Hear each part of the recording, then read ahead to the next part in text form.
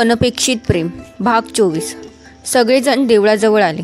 आईसाहेब वेळेवर आलात, तुमचीच वाट पाहत होतो आम्ही.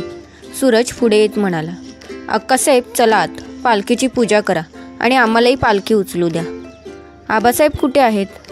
आत आहेत. चला आत जाऊया. गोळका आत गेला. सूरजचे लक्ष पायलकडे गेले नव्हते. तो तसा घाईतच होता. पालखी उचलण्याचा मुहूर्त जवळ आला होता. आईसाहेब आणि अक्कासाहेबांनी देवीची यथोचित पूजा केली. देवळात देवीच्या नावाने उदो उदोचा गजर होत होता. देवीला हळदी कुंकू, अक्षता, फुले, हार, पान सुपारी, साडी चोळी, नैवेद्य सर्व काही व्यवस्थित वाहून पूजा करून देवीची मूर्ती पालखीत ठेवण्यात आली. पायल सर्व काही पाहण्यात गुंग होती. असा सोहळा ती प्रथमच पाहत होती. आता तिच्या लक्षात आले, आबासाहेबांना या गावात केवढा मान आहे.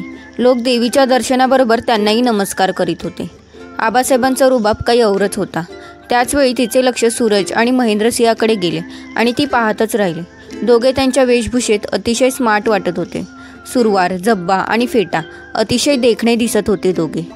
उचला पालखी. आबासाहेबांचा आवाज देऊळभर घुमला. दुसऱ्याच क्षणाला महेंद्रसिंह आणि सूरजसिंहाने पालखी उचलली.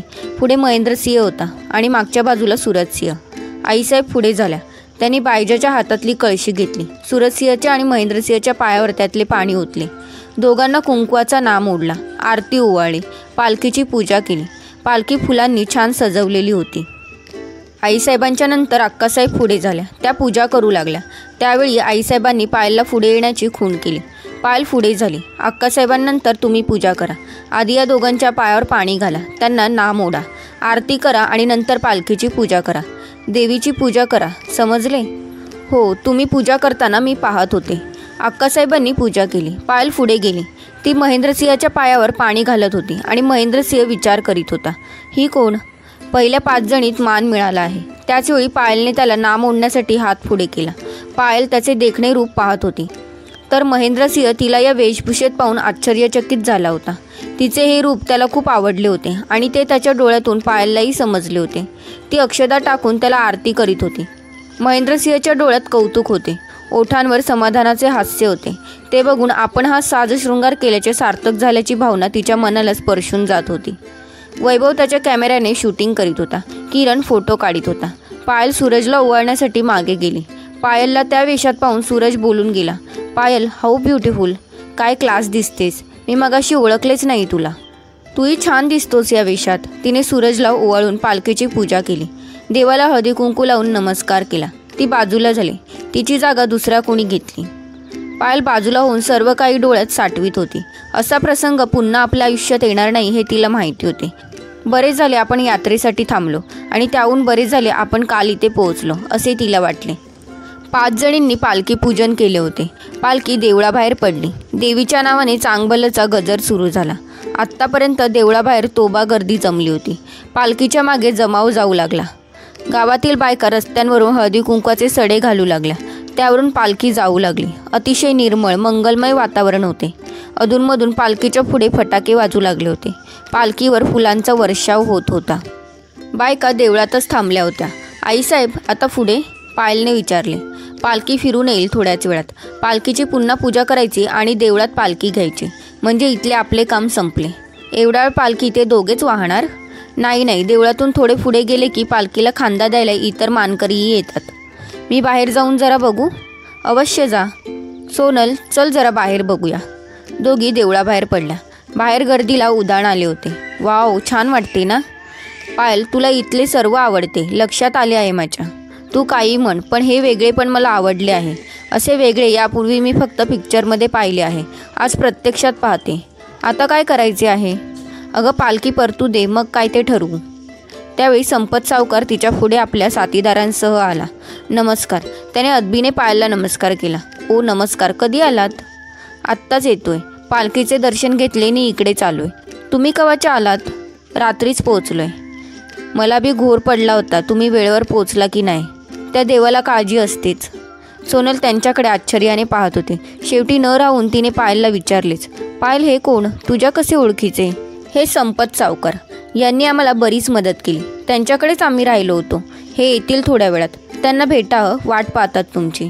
वय त्याचनी भेटणार की. तुमचा प्रवास ठीक झाला ना? एकदम बेस्ट झाला. मी हाय इथंच. सरकारासने भेटतो, तुम्ही बिंदीर व्हा. बरं बरं, मी जाऊ? घरी नक्की या. व येतो की. दोघी बाजूला झाल्या. काय ग, केवढ्या आपुलकीने प्रेमाने बोलत होतीस त्या अडाणी माणसाबरोबर. अडाणी असला तरी त्याचे उपकार आहेत आमच्यावर. ती रात्र त्याने निवारा नसता दिला तर? आता फेड त्याचे उपकार, दुसरे काही सुचणार नाही तुला. मी कसली फेडणार उपकार? महेंद्रसिंहच काय ते बघतील. काय ग, काल मी विचारले होते, तो तुझ्यावर रागवत होता का? तर हो म्हणालीस, पण मी बघते तू काही त्याच्यावर रागवलेली नाही आहेस. पायल फक्त जोरात हसली. हसलीस का? ज्याने जीव वाचविला त्याच्यावर कशी मी रागवणार?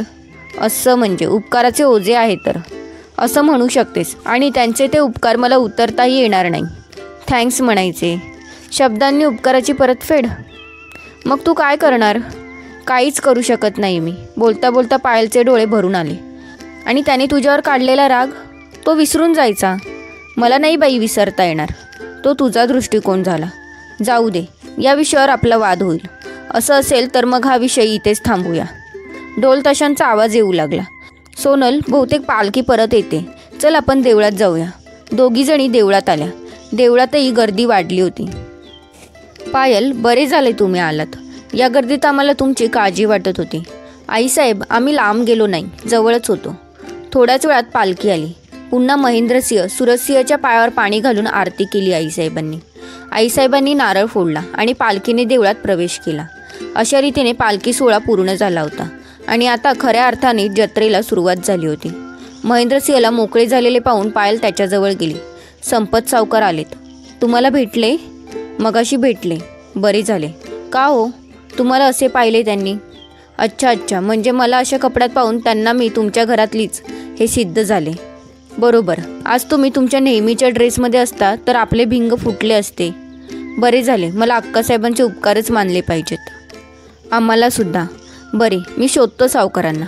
आता पुन्हा तुमची भेट झाली नाही तरी चालेल, आणि झाली तरी बिघडणार नाही. तेही खरे. पायल जाण्यासाठी वळली. आणि एक सांगायचे राहिलेच. महेंद्रसिंहच्या या वाक्याने पायल थबकली. काय? तिने प्रश्न केला.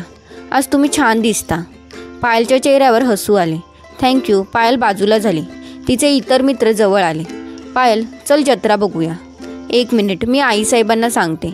पायल आईसाहेबांजवळ गेली. आईसाहेब, सगळे जत्रा बघायला जातात. मीही जाते. जाऊ ना? तिच्या हातावर प्रसाद देत त्या म्हणाल्या. गर्दी खूप आहे. स्वतःची काळजी घ्या आणि जेवायला घरी या. बरं. समोर येणाऱ्या अक्कासाहेबांना ती म्हणाली. अक्कासाहेब, जत्रा बघायला निघतो आम्ही. सगळ्यांच्या संगती राहा, नाहीतर पुन्हा शोधायची पाळी येईल. पायल हसली आणि ती सर्वांबरोबर जत्रा बघायला निघाली. महेंद्रसिंह पायरीवर उभा होता. लोक येऊन मुजरा करीत होते. त्याला थोड्याच वेळात सावकार भेटले. तुमचीच वाट बघत होतो. प्रवास ठीक झाला ना? वैजी, आता काही खरेदी वगैरे आहे? वैजी, असे करतो, आमचा एक माणूस देतो तुमच्याबरोबर. त्याच्यामुळे तुम्हाला खरेदी करताना बरे होईल. कोणी तुमच्याकडून 1 पैसा जास्त घेणार नाही. सावकाराला आनंद झाला. तो म्हणाला, मग तर लई बेस होईल. सावकार, तुमचे आवरले की जेवायला वाड्यावर यायचे. तुमच्या मुक्कामाची सोय आम्ही करतो. किती दिवस राहायचे तेवढे राहा. लय उपकार होत्याल. सावकार, उपकाराची भाषा बोलू नका. राहिलं. महेंद्रसिंहने एका माणसाला हाक मारली. शंकर, तू या दोघांबरोबर जा. त्यांना काय हवं नको ते बघ. ते आमचे पाहुणे आहेत. काही कमी पडू देऊ नका. आणि तुमचे आवरले की वाड्यावर जा जेवायला. जी सरकार. भेटू जेवायच्या वेळेला. ते तिघे निघून गेले. महेंद्रसिंह त्याच्या उद्योगाला लागला. सुरजसिंह आणि सगळा ग्रुप जत्रेत मस्त मज्जा करीत होता. गोल फिरणारा पाळणा बघून आदिनाथ म्हणाला, आपण त्यामध्ये बसूया? मी तरी नाही, मला चक्कर येते.